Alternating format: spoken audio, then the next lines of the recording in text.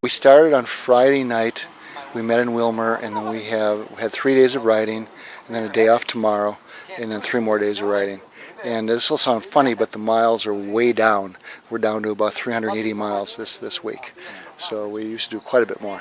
Well, years ago with Jim, we rode 500 miles in a week. We carried our own gear, and you rode. There was no other choice.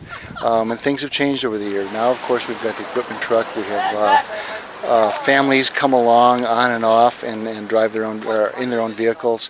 We have much more road support. We have people on corners directing, and of course we don't carry our gear anymore. And we do have a number of people staying in hotels. In 1987, when I first rode in my blue jeans, that was not an option. And of course now we use electric bikes and tricycles and recumbents and lots of speeds and spandex, and we didn't have a lot of that. It's a great way to see the country, to see cities.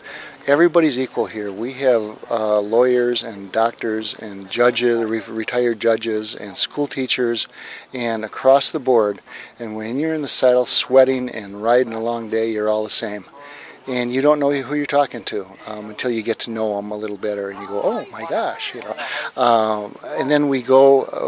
I always say we have dinner or have lunch in towns of less than 1,000, and we stay in towns overnight of 10,000, a little more, somewhere in that area. But we don't ride through the Twin Cities. We don't ride through.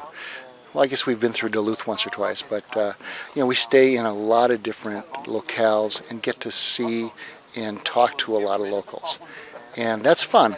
Last night in Fergus, we had dinner in Minnesota at the Viking Cafe and had Swedish meatballs. I mean, it doesn't get any better than that. So, I was born in New York City, raised on Long Island. Moved out California, lived there for over 40 years, and now I'm finding some new fun in the middle ground in Minnesota. Why this race? Why this bike ride? Well, it's a bike ride, and it's a heck of a lot of fun.